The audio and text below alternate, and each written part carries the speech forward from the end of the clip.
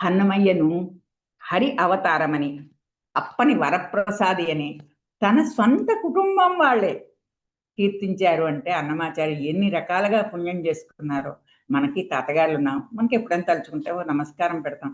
కానీ అంతకన్నా మనం వాళ్ళకి గురించి ఎక్కువ సమయాన్ని కానీ వాళ్ళ గురించి వివరాలు అడిగితే కూడా మనం చెప్పుకోలేని దుస్థితిలో ఇవాళ ఉన్నాం మనం. అలాంటిది మా అప్పని వరప్రసాద్ మా అన్నమయ్య అని చెప్పేసేసి తన తరం వాళ్ళ చేత, తన కుటుంబీకుల చేత కీర్తించబడిన అన్నమయ్య ఎంత ధన్యుడు చెప్పండి.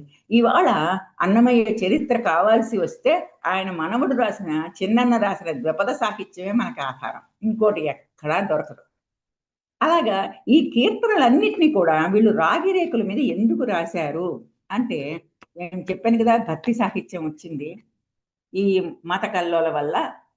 హైందవ సంస్కృతి కాస్త వెనకబడినట్లుగా అనిపించినప్పుడు వీటినన్నిటినీ కూడా ఏదో రకంగా వీళ్ళకి వ్యాప్తి చెయ్యాలని మామూలుగా చిన్న చిన్న తాళపత్రాల్లోనూ రాగిరేకుల్లోనూ రాస్తే బండాగారంలో పెట్టారు. కానీ ఇట పెద్ద పెద్దవి అంటే మనకి ఇప్పుడు చూడండి, పెద్ద పెద్ద రోడ్డు మీద వెళ్తుంటే పెద్ద పెద్ద బోర్డులు పెడతారు కదా, మనకి కొన్నిసార్లు దీపాలు వెలిగించి పెడతారు.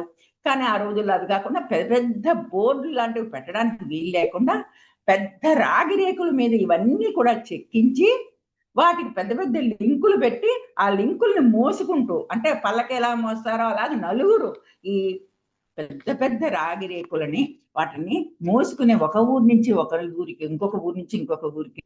అంటే మనం చూడండి అశోకుడి సమయంలోనూ మంచి చెడులన్నీ కూడా రాళ్ల మీద చెక్కించాడు అంటాం మనం.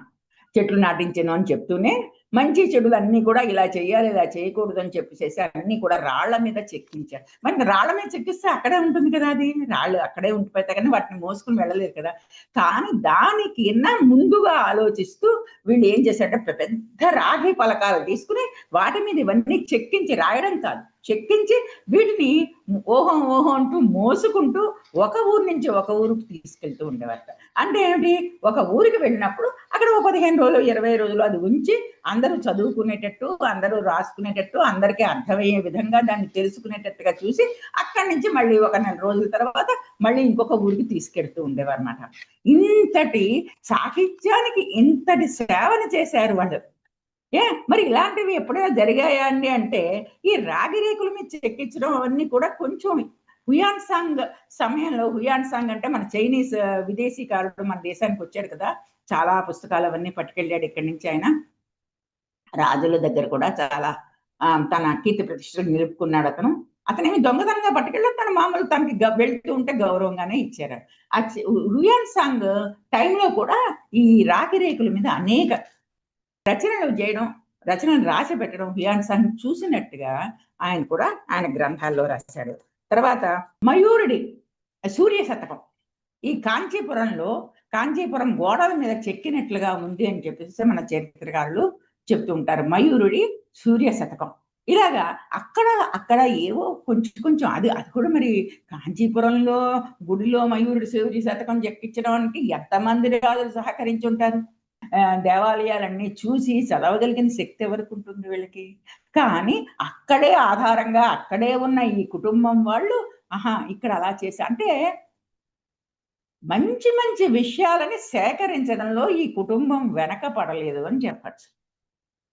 వాళ్ళకి ఏం కావాలి, ఈ సాహిత్యాన్ని వీటిని భద్రపరచడానికి ఏం చెయ్యాలి, ఇలాగ మంచి మంచి విషయాలని వాళ్ళు ముందరే తెలుసుకుని వాటిని భద్రంగా వీటినన్నిటినీ అప్పచెప్పడానికి వీళ్ళు చాలా కృషి చేశారు. చిన్నన్న మనం ఇలా చూస్తున్నప్పుడు ఏమవుతుందంటే, కవి జీవితాన్ని తీసుకుని కవిగా కూడా తాతగారే, కానీ అతను కవి కిందే కాదు తాతగారి కింద కూడా తీసుకుని తన తాతగారి జీవిత చరిత్రను తనే రాయడం, ఇలాంటిది తెలుగు సాహిత్యంలో లేదు. సాహిత్యం అంటే ఏంటి, మన పోతన, మరి నన్నయ్య వీళ్ళ దగ్గర వాళ్ళనందు కూడా కవులు అంటారు కదా, వీళ్ళు పదకవి.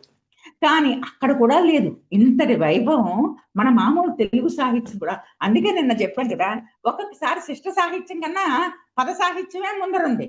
ఎందుకంటే పద సాహిత్యానికి పెద్ద కృషి అక్కర్లేదు, వాళ్ళ పనులు చేసుకుంటూ కూడా వీళ్ళు పాడుకోవచ్చు, వీళ్ళు అనుకోవచ్చు, ఆలోచించవచ్చు, నెమరు వేసుకోవచ్చు.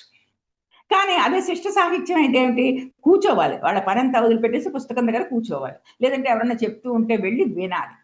వీటన్నిటికన్నా ఒక పద సాహిత్యం అంటే, పద సాహిత్యం వెంటనే మనిషిని ఆకర్షిస్తుంది. లయ, ఆ లయ ఉంది కదా, ఆ లయని పట్టుకుని వీళ్ళందరూ కూడా చాలా కాలం దాన్ని నిలుపుకోగల శక్తి ఉంటుంది. కాబట్టి ఈ శిష్ట సాహిత్యం కన్నా పద సాహిత్యానికి ఎప్పుడు కూడా ముందు చూపులో ఉంది. తర్వాత వీళ్ళు ఈ అన్నమాచారి కుటుంబం వాళ్ళు దీన్ని నిలబెట్టుకోవడానికి అనేక విధాలుగా కృషి చేశారు.